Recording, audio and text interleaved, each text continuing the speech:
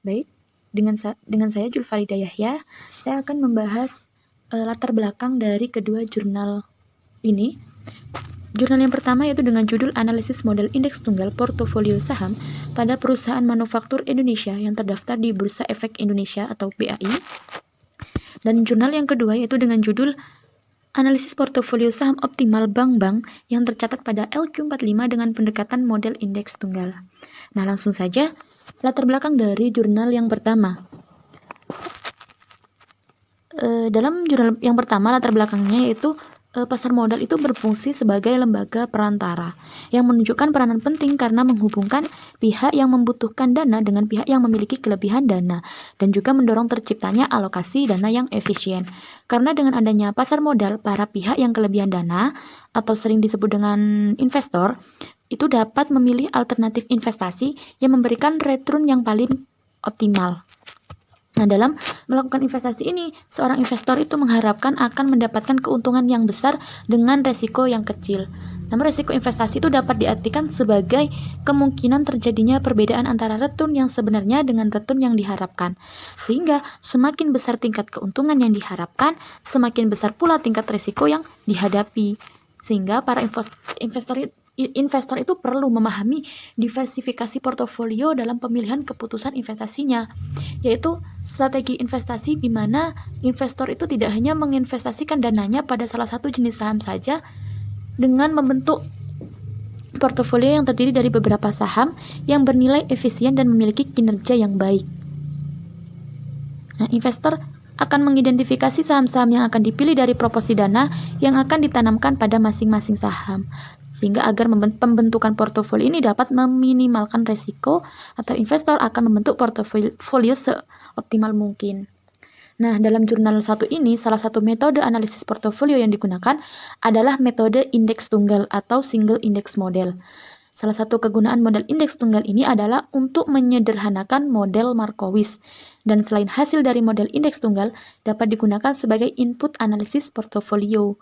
Model indeks tunggal ini juga dapat digunakan secara langsung untuk analisis portofolio yang menyangkut perhitungan return, expectation portofolio, dan risiko portofolio.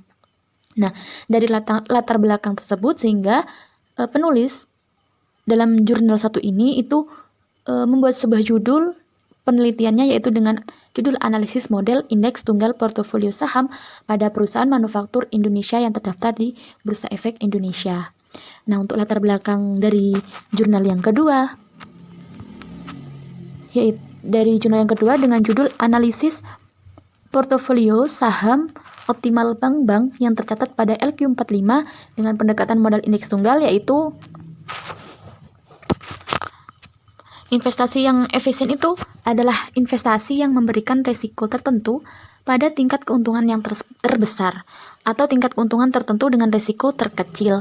Ada banyak cara yang bisa dilakukan untuk berinvestasi secara efisien. Salah satunya adalah dengan mendiversifikasikan investasi di berbagai instrumen keuangan. Untuk itu, investor dalam membeli berbagai instrumen keuangan harus selektif agar dapat memperoleh keuntungan secara maksimal, sedang risiko yang akan ditanggung itu minimal.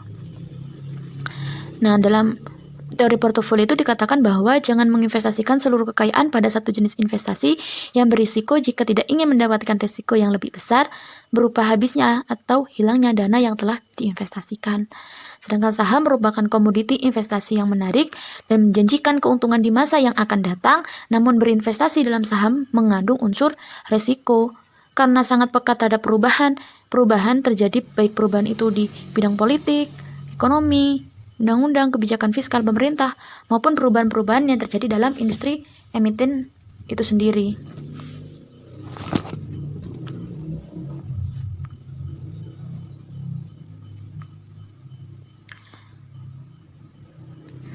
Risiko itu diartikan sebagai potensi kegagalan investor menerima pendapatan yang diharapkan.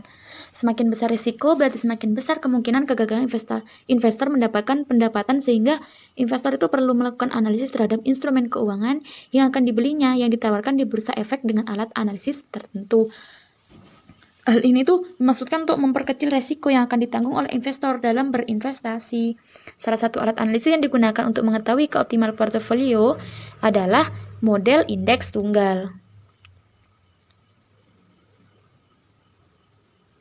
Nah, dalam berinvestasi itu yang perlu diperhatikan selain jenis instrumen yang akan dipilih, investor juga perlu memperhatikan jenis industri yang akan dimasuki. Berinvestasi dalam perusahaan subsektor perbankan yang sehat dan kinerja keuangan yang baik, maka akan memperoleh imbal hasil atau return saham yang baik pula. Oleh karena itu, pemilihan investasi pada perusahaan subsektor perbankan merupakan pilihan yang menarik, banyak diminati oleh investor, dan menguntungkan dalam hal pengembalian keuntungan atas investasi atau atas sejumlah penyertaan modal atau disebut juga dengan return saham. Nah, dari hasil penelitian terdahulu itu mengenai pembentukan portofolio optimal saham dengan model indeks tunggal menyimpulkan hasil yang berbeda-beda, sehingga peneliti dalam jurnal 2 ini itu ingin meneliti sebuah penelitian, yaitu untuk mengetahui saham perbankan yang tercatat di LQ45 selama periode Februari 2012 sampai dengan Juli 2015 yang dapat membentuk portofolio optimal dan seberapa besar proporsi dana serta mengetahui besarnya expected return dan risiko dari portofolio yang terbentuk. Warahmatullahi wabarakatuh. Saya Reksa Umar Ramadan. Di sini saya kebagian untuk mereview bagian metodologi penelitian. Jurnal yang pertama adalah karya dari Apriani dan Alfian Akbar, di mana metodologi penelitian yang mereka gunakan di sini terdiri dari jenis penelitian, kemudian subjek dan objek penelitian, kemudian juga populasi dan sampel, kemudian juga yang keempat adalah tentang jenis data dan sumber data, yang ketiga tentang metode pengumpulan, yang kelima tentang metode pengumpulan data, dan yang keenam adalah definisi operasional, dan yang terakhir adalah teknik analisis data. Di mana jenis penelitian yang mereka gunakan di sini adalah model deskriptif kuantitatif, di mana mereka di sini akan mencoba untuk menggambarkan suatu variabel, karakter suatu variabel, dan kelompok atau gejala sosial. Nah, jelas. Kemudian subjek dan objek penelitian mereka. Nah, subjek penelitian mereka di sini adalah perusahaan manufaktur. Kemudian objek penelitian mereka adalah saham perusahaan manufaktur yang terdaftar di Bursa Efek Indonesia. Kemudian populasi dan sampel yang mereka gunakan di sini adalah seluruh perusahaan manufaktur, itu jelas. Kemudian di jenis data dan sumber data. Nah, dalam penelitian ini data sekunder yang mereka gunakan, di mana data sekunder tersebut adalah diperoleh dari Yahoo Finance ya dan Bursa Efek Indonesia. Kemudian juga pada tahap metode pengumpulan data. Nah, dalam metode pengumpulan data di sini mereka menggunakan dokumentasi seluruh harga saham yang terdaftar perusahaan manufaktur yang terdaftar di Bursa Efek Indonesia.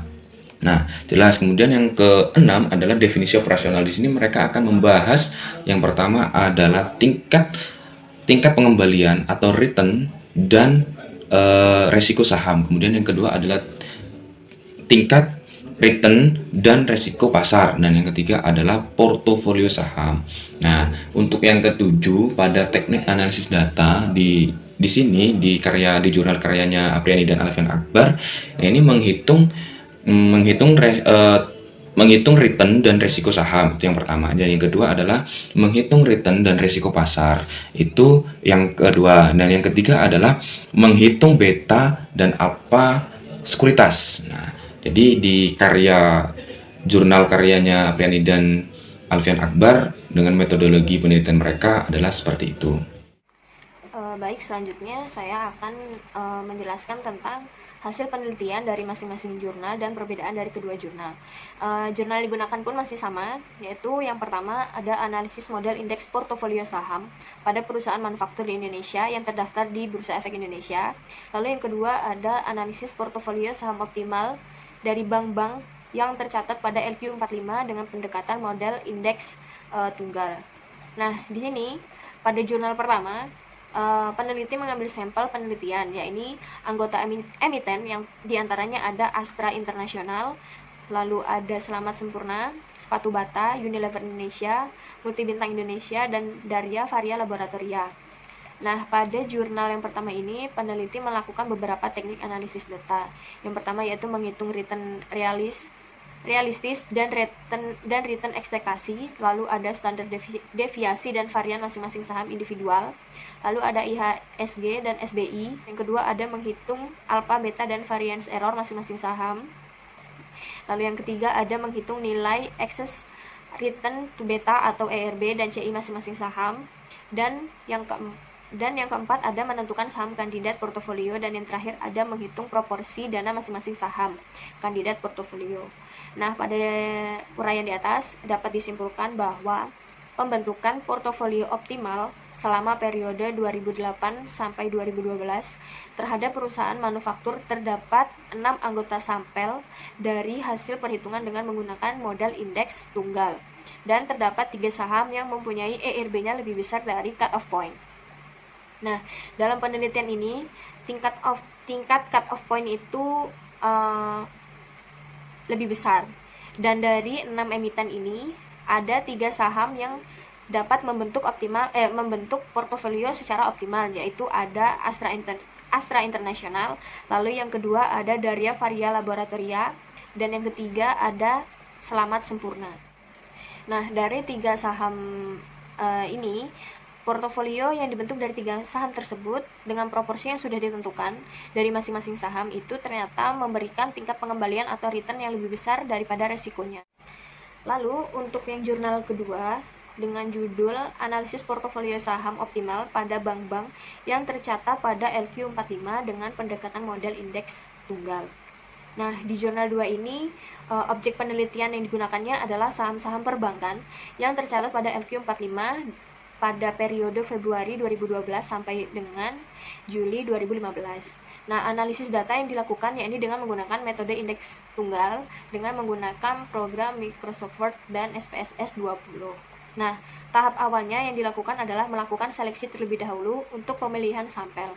Nah, selama periode Februari 2012 sampai Juli 2015, ternyata terdapat 6 perusahaan perbankan yang pernah tercatat dalam indeks ini. Dan keenamnya tercatat dalam LQ45, yakni Bank BCA, Bank BNI, Bank BRI, Bank Tabungan Negara atau BTN, dan Bank Danamon, lalu ada Bank Mandiri. Dan dari keenamnya ini, hanya ada 4 perusahaan yang memenuhi kriteria sampel yang akan diteliti oleh peneliti, yakni ada Bank BCA, Bank BNI, Bank BRI, dan Bank Mandiri. Nah, untuk mencari return sahamnya, digunakan penutupan saham perusahaan perbankan yang tercatat pada LQ45 dari Februari 2012 sampai Juli 2015. Nah, penentuan portofolio optimal saham dengan model indeks tunggal menggunakan indeks harga saham gabungan atau IHSG sebagai risiko pasar, dan sertifikat Bank Indonesia itu digunakan untuk mendapatkan suku bunga bebas risiko atau risk-free rate. Nah, di sini kriteria dalam penyeleksian saham-sahamnya ini agar membentuk portofolio adalah saham yang memiliki nilai ERB-nya lebih tinggi daripada cut-off point-nya. Nah, pembentukan portofolio optimal ini memiliki beberapa langkah. Dan langkah yang pertama yaitu menghitung aktiva bebas risiko yang berguna untuk mengetahui berapa nilai return minimum yang harus diperoleh investor di mana risiko sama dengan 0. Dan data yang digunakan untuk menghitung nilai aktiva bebas risiko adalah data suku bunga, sertifikat Bank Indonesia atau SBI. Dan data tersebut berupa data rata-rata SBI bulanan periode Februari 2012 sampai Juli 2015. Nah, berdasarkan perhitungan ERB tersebut diperoleh saham dengan nilai yang tertinggi milik saham Bank BCA, lalu dengan nilai ERB yang terendah yaitu ada Bank BNI. Nah, dari nilai semua saham yang bernilai positif sehingga 4 saham tersebut masuk ke tahap berikutnya. Nah, tahap berikutnya ini adalah menentukan tingkat risiko, ya, menentukan besaran tingkat risiko, dan selanjutnya dihitung nilai pembatasnya atau cut off point. Nah, saham-saham perusahaan emiten diurutkan berdasarkan ERB-nya yang lebih tinggi atau yang lebih rendah. Dan selanjutnya dengan membandingkan nilai ERB tersebut dengan cut off point-nya. Jadi dengan ini setelah kita mengurutkan berdasarkan nilai ERB-nya, maka kita harus membandingkan nilai ERB-nya dengan nilai cut off point-nya. Lalu setelah itu akan dapat diketahui bahwa dari 4 saham yang diperkirakan unggul pada Februari 2012 sampai Juli 2015, ternyata hanya 3 saham saja yang dapat membentuk portofolio optimal, yaitu ada Bank BCA, lalu ada Bank BRI, dan ada Bank Mandiri. Nah, dari ketiga saham ini memiliki ERB yang lebih tinggi daripada nilai cut off point-nya, sehingga kita dapat melakukan tahap selanjutnya, yaitu menentukan proporsi investasi untuk masing-masing saham dalam portofolio tersebut. Nah, masing-masing proporsi investasi yang optimal untuk masing-masing saham adalah Bank BCA yaitu 82%, Bank BRI 9%, dan Bank Mandiri 9%. Nah, dengan menggunakan metode indeks tunggal ini untuk membentuk portofolio yang optimal, nah dari 4 sampel yang ada, hanya 3 saja yang dapat membentuk portofolio secara optimal, yaitu ada Bank BCA, BRI, dan Mandiri. Nah, hal tersebut berarti pembentukan portofolio yang optimal memberikan hasil yang lebih baik daripada berinvestasi pada salah satu saham saja. Lalu untuk selanjutnya itu perbedaan dari kedua jurnal. Nah, perbedaan dari kedua jurnal ini bisa dilihat saja dari judulnya ya, karena judulnya ini dari jurnal yang pertama itu menganalisis model indeks portofolio sahamnya pada perusahaan manufaktur yang terdaftar dalam Bursa Efek Indonesia. Sedangkan untuk jurnal yang kedua yaitu menganalisis saham optimal bank-bank yang tercatat pada LQ45 dengan pendekatan model indeks tunggal. Untuk metodenya mungkin hampir sama semua, tetapi untuk sampelnya mungkin ini berbeda hanya pada sampelnya saja. Kalau jurnal pertama itu sampelnya untuk mengambil perusahaan manufaktur, sedangkan untuk jurnal yang kedua yaitu saham perbankan. Jadi perbedaannya ya cukup itu saja, karena caranya mungkin akan hampir sama, karena metodenya, pendekatannya itu sama, yaitu model indeks tunggal seperti itu.